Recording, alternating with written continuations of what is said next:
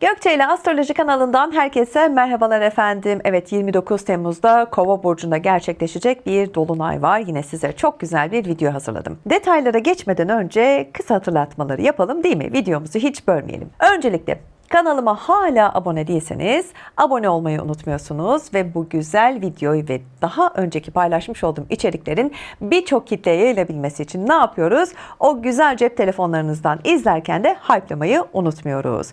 Yine küçük bir hatırlatma. Astrolojik danışmanlık hizmeti almak istiyorsanız efendim, bu konuyla ilgili göstermiş olduğunuz yoğun ilgi de ayrıca beni çok mutlu ediyor. Bunun için de çok teşekkür ediyorum. Astrolojik danışmanlık hizmeti için de bakın şurada çıkan mail adresine mail atmanız yeterlidir diyorum. Evet, ne dedik? 29 Temmuz'da Kova burcunda bir dolunay gerçekleşiyor. Evet, bu gerçekten önemli bir dolunay. Neden? Çünkü bu kez oluşan o gökyüzü tablosu yalnızca böyle bir dolunay etkisinden çok daha fazlasını anlatacak. Onun için önemli. Dolunay'a eşlik eden gezegen yerleşimleri bu süreci Temmuz ayının en dikkat çekici astrolojik olaylarından biri haline getiriyor. İşte bu nedenle önümüzdeki günlerde hangi gelişmelerin öne çıkabileceğini anlayabilmek için ne yapıyorsunuz? Önce bu dolunayın taşımış olduğu astrolojik mesajları elbette birlikte değerlendireceğiz. Yani ne diyorum parantez içinde? Videodan çıkma, sonuna kadar kal diyorum. Bu videoda önce tabii ki Kova burcunda gerçekleşen dolunayın neden bu kadar dikkat çektiğini, hangi gezegenlerin bu etkiyi güçlendirdiğini, Kova burcunun hangi temaları temsil ettiğini ve önümüzdeki günlerde hangi başlıkların daha fazla öne çıkabileceğini her zaman olduğu gibi ayrıntılı bir şekilde ele alacağım. Onun için işte bu videoyu hazırladım ve ardından yine sizlerin ve benim de gerçekten keyif aldığım bu Kova dolunayının, değil mi, 12 burç üzerindeki etkilerini tek tek değerlendireceğiz. Hazır mısınız? Şöyle de bir şey söylemek istiyorum. Şimdi bu burç yorumlarına geçmeden önce aslında paylaşacağım o genel değerlendirme bölümünü lütfen dikkatle izlemenizi ve önemli yerlerdeki o notları da lütfen almanızı tavsiye ediyorum. Çünkü birazdan anlatacağım tüm burç yorumları işte bu bölümde değerlendireceğim astrolojik göstergeler üzerinde kurulacağı için bu kısımlar çok önemli. Asla atlamıyoruz. Her hafta olduğu gibi dikkatlice izliyoruz. Şimdi gelin 29 Temmuz Kova dolunayının hangi etkileri beraberinde getirdiğini ve önümüzdeki günlerde astrolojik olarak hangi konuların öne çıkacağına birlikte detaylı bir şekilde bakalım. Şimdi Kova burcunda gerçekleşen bu dolunay öncelikle ne anlama geliyor, değil mi? Önce bunu anlamamız lazım. Şimdi 29 Temmuz'da evet Kova burcunda çok önemli bir dolunay gerçekleşiyor. Astrolojide dolunaylar Güneşle Ay'ın aslında, değil mi, bildiğiniz gibi karşı karşıya geldiği ve o gökyüzündeki döngünün en görünür aşamasına ulaştığı dönemdir. Bu nedenle dolunaylar sonuç alma, tamamlanma, netleşme ve görünür olma süreçlerini temsil eder. Bunu bir kez daha belirtmek isterim. Biliyoruz ama tekrar edelim, değil mi? Yeni ayda başlayan ve temelleri atılan birçok konu dolunay sırasında hangi noktaya ulaştığını göstermeye başlar. Beklenen gelişmeler sonuçlanabilir.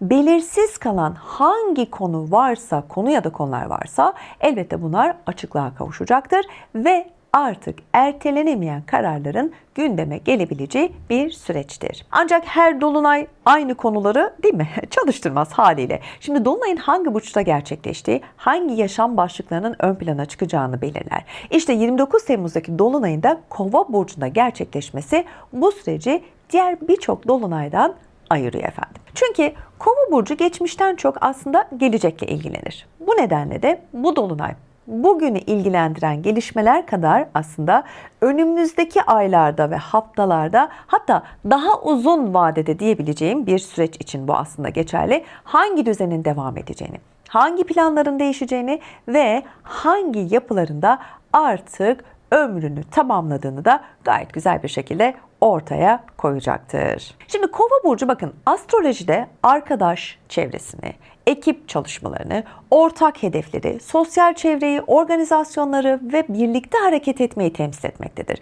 Bu sebeple dolunayın görünür hale getireceği gelişmelerde haliyle, değil mi, büyük ölçüde bu alanları kapsayacaktır ve bu alanlarda yaşanacaktır. Uzun süredir böyle devam eden bir ortaklığın gerçek gücü ortaya çıkabilir, biliyor musunuz? Evet, birlikte yürütülen bir çalışmanın devam edip etmeyeceğini bu süreçte netleştirebilirsiniz. Çok net bir şekilde görebilirsiniz. Bakın mesela sosyal çevrenizden gelebilecek bir gelişme ne yapar?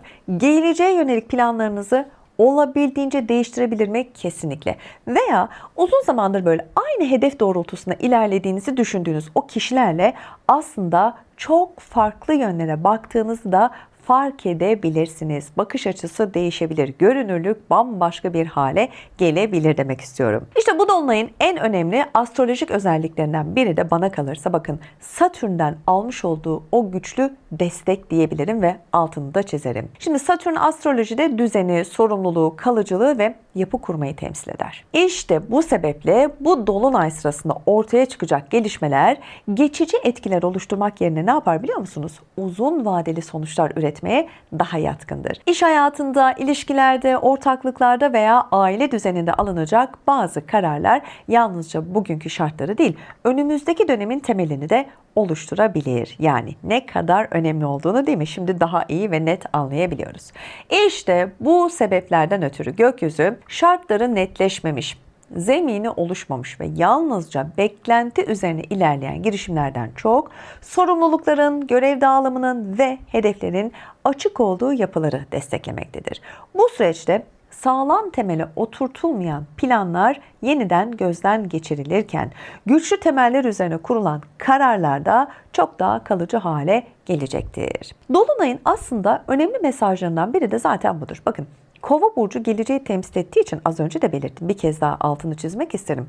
Bu süreçte yalnızca mevcut durumu korumaya yönelik adımlar yeterli olmayabilir. Evet, devam edecek bir ortaklığın görev paylaşımı, kurulacak bir ilişkinin geleceği, hatta yapılacak bir yatırımın sürdürülebilirliği ve alınacak bir kariyer kararının da uzun vadeli etkisi daha fazla önem kazanacaktır. Eksik kalan bilgiler tabii ki tamamlanabilir bu süreçte.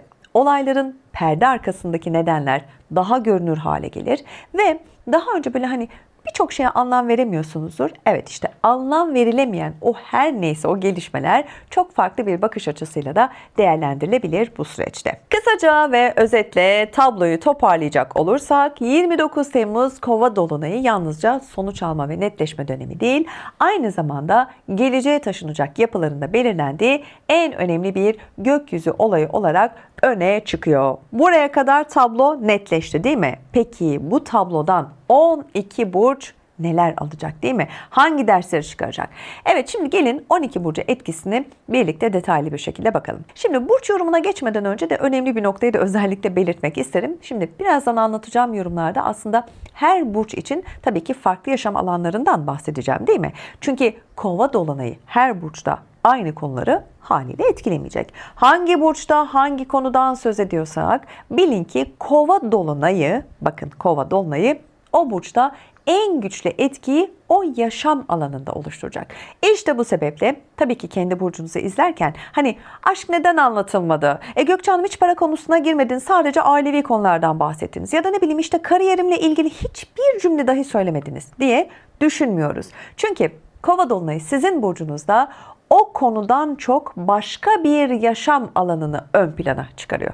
Anlaştığımıza göre o halde hadi gelin Kova dolunayının önümüzdeki yaklaşık o 2 hafta boyunca 12 burcun hayatında en güçlü şekilde hangi yaşam alanlarını etkileyeceğine birlikte güzel ve detaylı bir şekilde bakalım efendim. Evet, her zaman olduğu gibi sevgili koç ve yükselen koçlarla başlayalım. Şimdi Kova dolunayı ile birlikte sosyal çevreniz ve geleceğe yönelik hedeflerinizin aslında önemli bir dönüm noktasına ulaşacağını en başta söyleyebilirim. Uzun süredir böyle birlikte hareket ettiğiniz kişilerle ilgili net kararlar da gündeminize gelecek.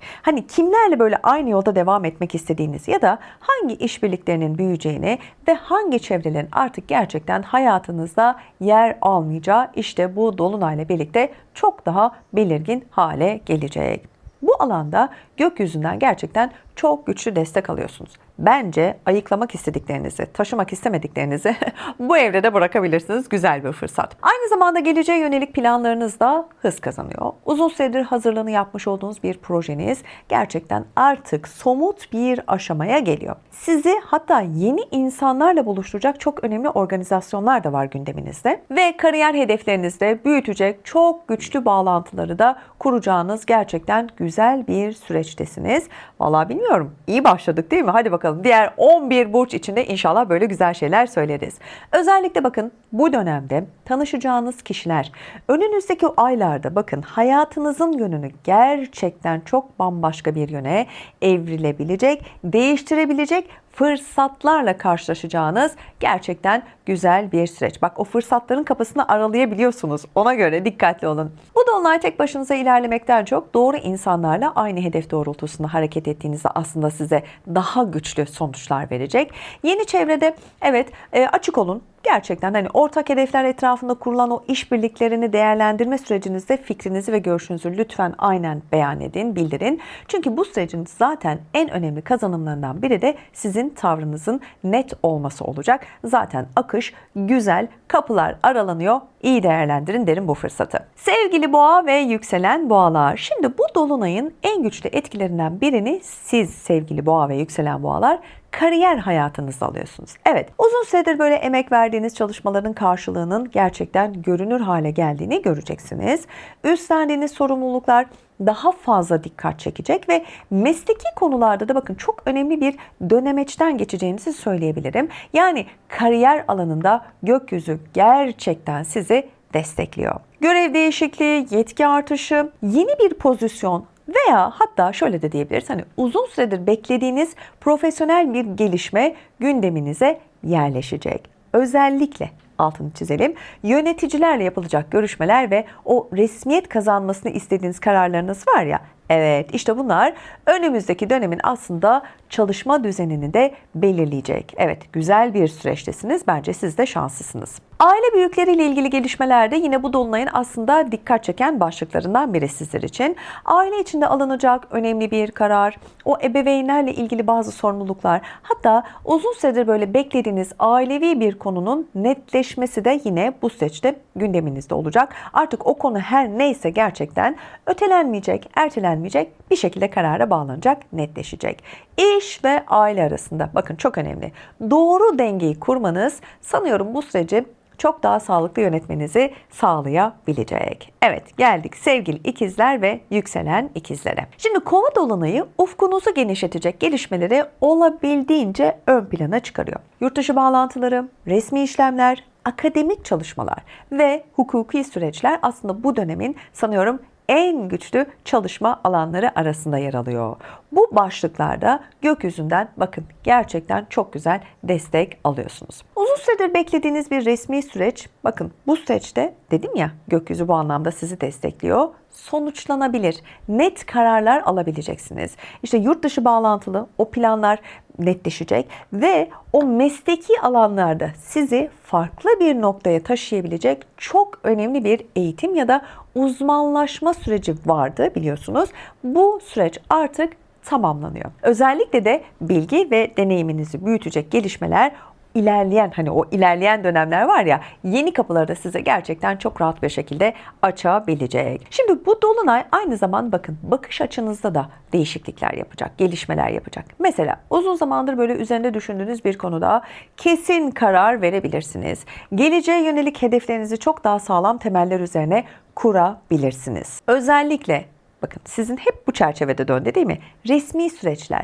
Evet, bu şartlar dikkatle değerlendirmeniz gereken bir süreç. Yani planlı hareket ederseniz gökyüzünün zaten sunmuş olduğu o desteği de daha güçlü bir şekilde kullanmanızı sağlayacağınız için bence dediğim gibi bu süreçte planlı hareket ederseniz, net bir şekilde kararlarınızı verip doğru hamleler, doğru adımlar atarsanız bu süreç sizin için gerçekten muazzam olacak, muazzam geçecek diyebilirim. Geldim sevgili yengeç ve yükselen yengeçlere. Bu süreçte sizi en fazla zorlayabilecek alanlardan biri ortak kaynaklar ve büyük finansal yükümlülükler yerine ne biliyor musunuz? Bu kez miras ve sağlıkla ilgili önemli süreçleri gündeme taşıyor. Bakın, videonun başındaki ana tabloyu sizlere özetlerken, yorumlarken ne demiştim? Her bir burç için farklı alanlarda çalışacak dedim değil mi? İşte bakın sevgili yengeç ve yükselen yengeçler. Mesela sizde ne diyorum? Miras ve sağlıkla ilgili önemli süreçler gündeminizde olacak. İşte bu başlıklarda bakın gökyüzü sizi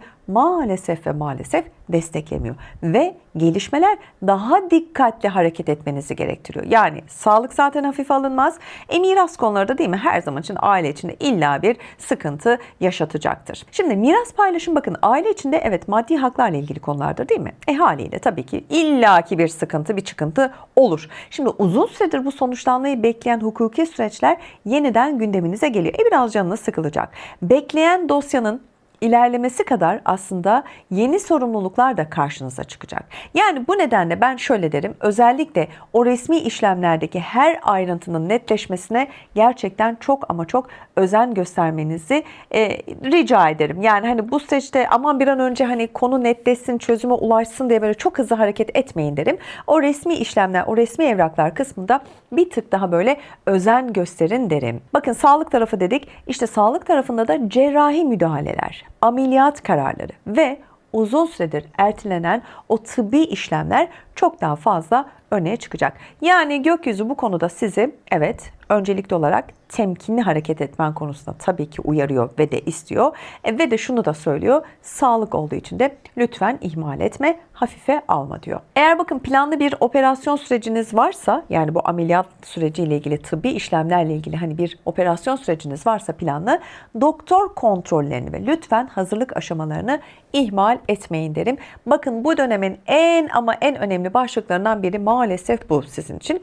Bu süreçte acele karar vermekten çok ne yapın biliyor musunuz? Uzman görüşü, yani doktorunuzla birlikte ilerlemek, hareket etmek sizin için çok daha doğru sonuçlar getirecektir. Şimdiden gerçekten geçmiş olsun, şifa dileyelim. Evet, geldik sevgili aslan ve yükselen aslanlara. Karşınızdaki insanların alacağı kararlar ve kuracağınız ilişkiler bakın önümüzdeki 2 haftanın aslında sizin adınıza en belirleyici konusu olacak. Özellikle bakın evlilik, uzun süreli birliktelikler ve ticari ortaklıklarla ilgili çok önemli gelişmeler yine sizin gündeminizi meşgul edecek. Evet, bu alanda gökyüzü sizi desteklemiyor. Bu sebeple ilişkilerde yaşayacağınız o her gelişmeyi doğru değerlendirmek aslında sizin için bu süreçte çok önemli, biliyor musunuz? Yani bu konuları çok fazla es geçmeyin derim. Bu konuda çünkü gerçekten yapacağınız o doğru değerlendirmeler sizin daha sağlam ve daha güzel adımlar atmanızı sağlayacak. Uzun süredir devam eden bir ilişki önemli bir karar aşamasına gelebilir. Evlilik kararı alınması, işte ne bileyim nişan sürecinin başlaması veya hani tam tersine ilişkinin geleceğinin yeniden değerlendirilmesi gibi durumlarda söz konusu olabilir. Aynı şekilde ticari ortaklıklarda da görev paylaşımı, sorumluluklar ve beklentiler aslında yeniden masaya ve gündeminize maalesef geliyor. Şimdi burada aslında dikkat çeken bir husus. İmza gerektiren sözleşmeler, bakın ortaklı teklifler ve hukuki anlaşmalar açısından aslında çok ama çok hareketli bir dönemdesiniz. Ne yapmak gerekir? Bence özellikle bakın şartları tam olarak netleşmemiş konular varsa gündeminizde, çünkü bakın ne diyoruz, sözleşmeler, ortaklı teklifler ve hukuki anlaşmalar. Zaten bunlar oldu mu şöyle bir durmak lazım değil mi? İşte bu konularda netleşmemişse bazı şartlar ne diyoruz? Asla ve asla acele karar vermiyoruz. Acele karar vermek yerine bence sürecin tamamını görmek daha doğru olmaz mı sizin için? Çok daha doğru kararlar alacaksınız. Çünkü bu dolunay ilişkilerin, ortaklıkların sağlamlığını test eden ne dedik? Çok önemli bir dönüm noktası oluşturuyor dedik. Önemli bir süreç, önemli bir hafta değil mi? Dolu dolu, bak 2 hafta etkileyecek kararlar. Sadece ne dedik? Haftayı değil. Önümüzdeki uzun vadeli planlarda da yine bizi etkileyecek. Dolayısıyla da şartlar tam netleşmemişse acele karar yok. İmzalar atılırken de bir değil 2 kere düşünüyoruz. Geldik sevgili Başak ve yükselen Başaklara. Önümüzdeki günlerde günlük düzeniniz ve hatta çalışma hayatınızla ilgili çok belirgin bir şekilde hareketliliğin artacağını söylemem lazım. Bakın iş ortamında böyle üstlenebileceğiniz yeni sorumluluklar, çalışma sisteminizde yaşanabilecek bazı değişiklikler veya hani böyle uzun süredir beklemiş olduğunuz bir gelişmenin gündeminizin merkezine yerleşeceğini en baştan söylemem lazım. Bu konuda gökyüzünden gerçekten güçlü bir şekilde destek aldığınızı, desteklendiğinizde gördüğüm için bu konuda içim çok rahat bir şekilde, değil mi? Ben de altını çizerek söyleyebilirim. Çalıştığınız kurumda belki bir görev değişikliği yaşayabilirsiniz. Ekip düzeninin böyle tamamen değişmesi, yeniden şekillenmesi veya o çalışma koşulları vardır ya, değil mi? İşte bu çalışma koşulları doğrudan etkilenebilecek yeni kararlar alınabilir. Yani şimdi her şirketin, her firmanın değil mi kendine ait bir düzeni vardır. Doğrusu yanlış işte. Bunlarla ilgili bakın gerçekten önemli bir karar ve hatta sizi bu alınan kararlar çok doğrudan bir şekilde etkileyecek. İş arayan başaklar varsa da iş görüşmelerinin sonuçlanması veya yeni bir çalışma fırsatının da aslında gündeminize gelmesi olabildiğince dikkat çekiyor. Şimdi sağlık tarafına da bakmak lazım. Çünkü sağlık tarafında da destekleyici etkilerin olabildiğince ön planda olduğunu görüyorum. Bakın uzun süredir planladığınız bir tedaviye başlamak gibi bir durum vardır. Yaşam düzeninizi değiştirebilecek yeni kararlar almışsınızdır. Ya da böyle yeni bir alışkanlık kazanmak. İşte ne bileyim belki bir spor değil mi? Spora başlayacaksınızdır. Ne zamandan beri bunu hep ertelemişsinizdir.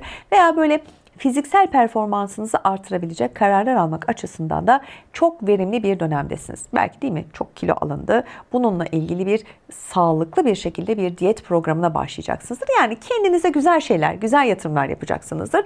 Bu anlamda da olabildiğince verimli bir dönemdesiniz. Özellikle bakın günlük yaşamınızı aslında daha düzenli hale getirecek değişikliklerin sizin sadece bu 2 hafta değil, uzun vadede size çok önemli faydalar sağlayabileceğini de altını çizmek isterim.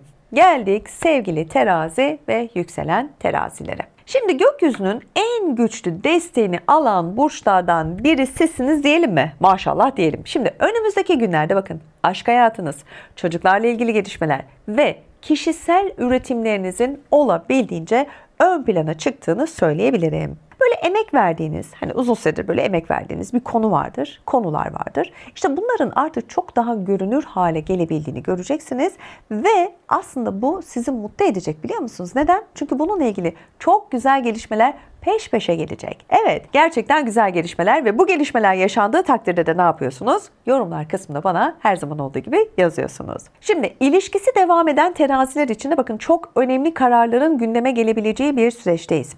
Yeni başlayan ilişkiler için hızlı ilerlenebilir diyebilirim. Evet, gerçekten hani o arkadaşlık, flörtlük dönemi çok daha böyle güzel, kalıcı ilişkiye dönebilir.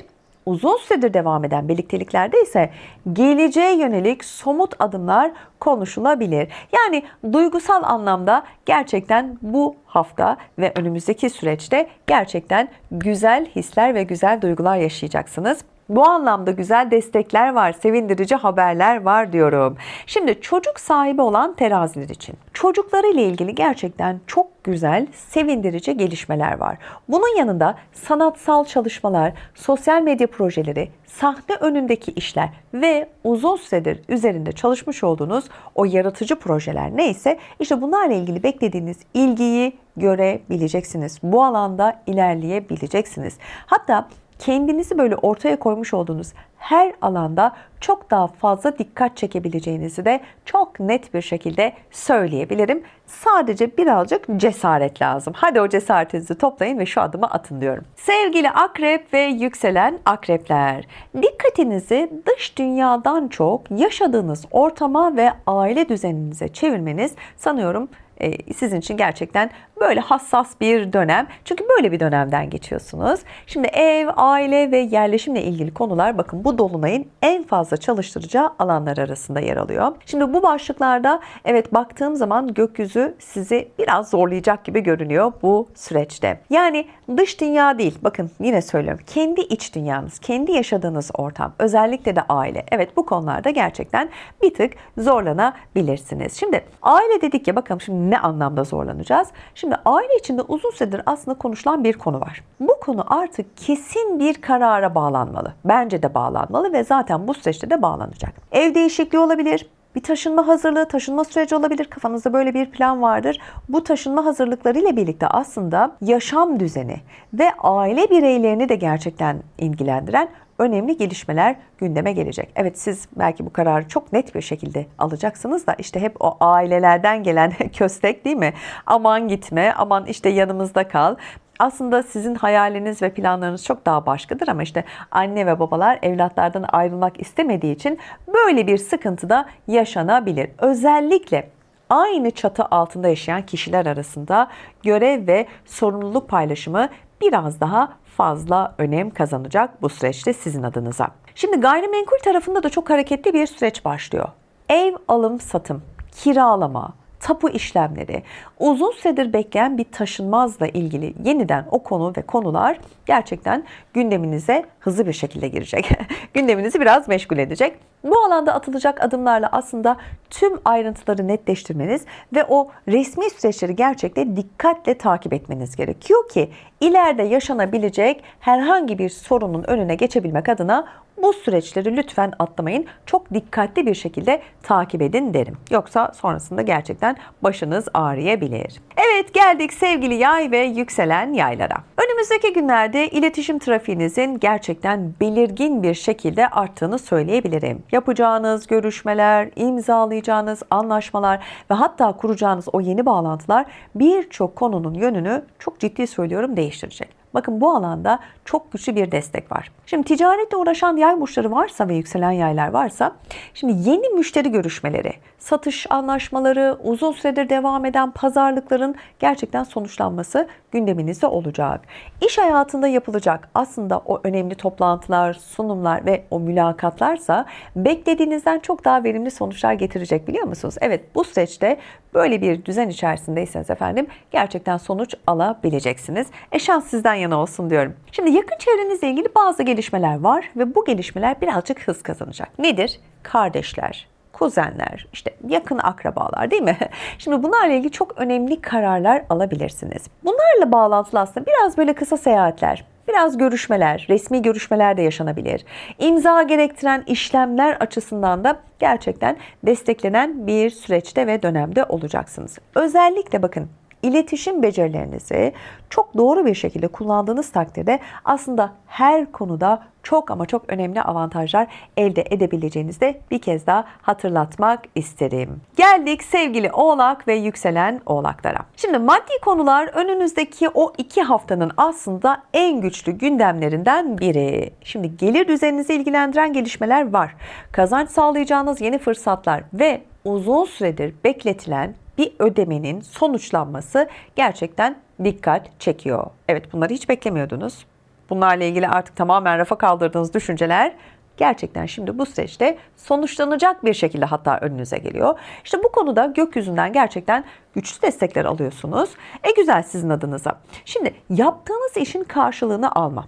Şimdi bu ücret artışı talep etmedir, değil mi? Şimdi emek veriyorsunuz manevi olarak. Bunun da bir karşılığı olması lazım. Şimdi ücret artışı talep etme, yeni bir gelir kaynağı oluşturma veya o mevcut kazancınızı böyle büyütecek fırsatlarla da karşılaşma ihtimaliniz bakın bu süreçte olabildiğince yüksek görünüyor. Maddi konularda atacağınız adımlar aslında önünüzdeki dönemin bütçe planlarını da o kadar doğrudan etkileyecek ki işte bu süreçte verilecek kararlar, atılacak doğru adımlar size uzun vadede gerçekten çok doğru kazanç kapıları sağlayabilir. Bakın, 2 hafta diyoruz ama o 2 haftalık süreç aslında önünüzdeki o uzun dönemi nasıl etkiliyor ve nasıl planını yapıyor, değil mi? İşte bu süreçleri çok iyi değerlendirmek lazım. Bakın, bu dönemde aynı zamanda sahip olduğunuz bilgi ve yetenekleri de daha verimli kullanmanızı sağlayacak gerçekten güzel gelişmeler de beraberinde gelecek. Uzun süredir böyle geri planda kalan bir beceriniz kazanca dönüşebilir, biliyor musunuz? Evet, bunu bir düşünün bakalım. Ben neyi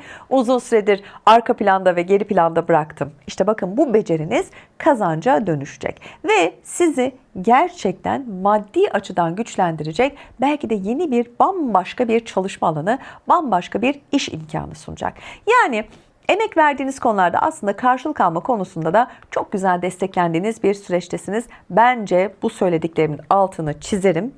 Siz de çizin ve bunları siz de değerlendirin, hayatınıza dahil edin derim. Kova ve yükselen kovalarla devam ediyoruz. İkili ilişkiler ve ortaklıklar bu dolunayın sizin için en güçlü çalışma alanı olacak. Evlilik, nişan, uzun süreli birliktelikler ve ticari ortaklıklarla ilgili çok önemli kararlar gündeminize geliyor. Bu konuda gökyüzünün çok güçlü bir şekilde gerçekten hem desteğini alıyorsunuz hem de gerçekten güzel kapıları sizin için açıyor. Şimdi ilişkisi devam eden kovalar için geleceğe yönelik somut adımlar atılabilir. Evlilik kararı olabilir, birlikte yaşama planı olabilir veya ilişkinin yeni bir aşamaya taşınması gibi konularda gündeminize gelecek. Şimdi bekar kova burçları içinse hayatlarında aslında bakın, burası önemli, kalıcı iz bırakacak çok önemli bir tanışma yaşanabilir. Şimdi ortaklıklar ve sözleşmeler açısından da baktığımızda olabildiğince verimli bir dönemdesiniz. Yeni bir iş ortaklığı mı? Evet, kurulur. Bekleyen bir anlaşma resmiyet kazanır mı? Kesinlikle kazanabilir. Ve önemli bir şey, hukuki bir süreç lehinize sonuçlanabilir. Bakın, çok önemli ayrıntılar ve detaylar. Özellikle karşılıklı güven üzerine kurulmuş olan o işbirlikleri var ya, zaten öyle olmasa değil mi? Güven olmasa hiçbir şekilde, yani sadece iş ortaklıkları ve işbirlikleri için değil ki, hayatın temelinde değil mi? Güven yoksa hiçbir şey yok. İşte güven üzerine kurulmuş olan o işbirlikleri önümüzdeki dönemde size gerçekten ve gerçekten çok önemli kazanımlar, kazançlar sağlayacak. Dediğim gibi evet, zor bir süreç, tabii ki 2 haftalık bir süreç dedik ama bu dolunayın tabii ki her bir burcu etkisi değil mi? Farklı alanlarda oldu. İşte sevgili Kova ve yükselen Kovalar, sizin ikili ilişkiler ve ortaklıklar bu dolunayda sizin en güçlü çalışma alanınız olacak. Dediğim gibi dikkatli olmakta fayda var ama ortaklıklar ve sözleşmeler açısından verimli bir dönemde olduğunuzu unutmayın.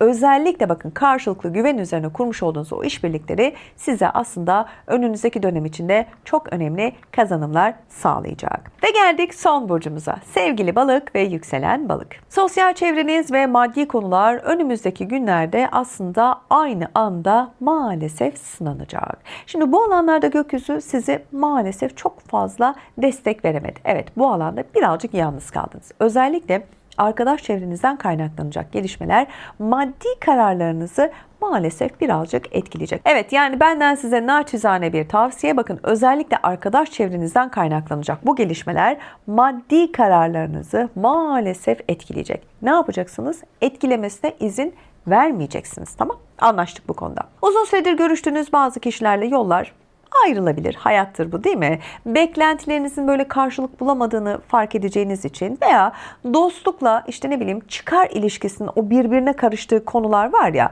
bu konular işte sizin birazcık böyle gündeminizi meşgul edecek ve bir karar vereceksiniz. Çünkü bu süreç çevrenizde gerçekten kimlere güvenebileceğinizi daha net göreceğiniz bir süreç. Hepimiz neler yaşıyoruz değil mi? Sadece bu dolunay için geçerli değil ki. Şöyle bir bakın etrafınıza, yani ne artık o dostluklar, ne o ilişkiler, her şey menfaat ve çıkar üzerine kurulmuş. Menfaati varsa senden iyisi yok. Menfaati bittiği anda arkasını döner ve gider. O yüzden az insan çok huzur ve mutluluk diyorum. Evet, bu süreçte bakın dediğim gibi çevrenizde gerçekten kimlere güvenebileceğinizi daha net göreceksiniz diyorum. Maddi tarafta da beklenmeyen harcamalar var. Biraz bütçe dengesi değişecek, bazı gelişmeler yaşanacak. Hatta plan dışı ödemeler de gündeminizde olacağı için bir tık bu süreçte zorlanabilirsiniz. Ama dediğim gibi bunlar bir süreç, illaki gelecek ve geçecek. Bakın, özellikle altını çiziyorum.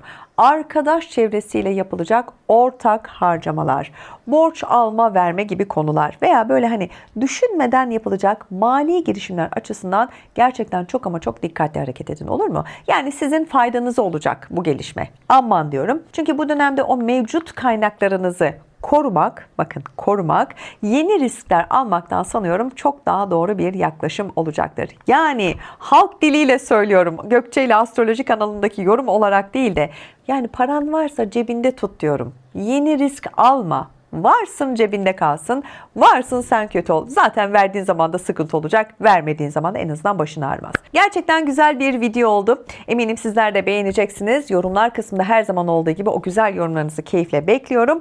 Yeni videolarda ve yeni haftada görüşmek üzere efendim. Sağlıcakla kalın, hoşça kalın.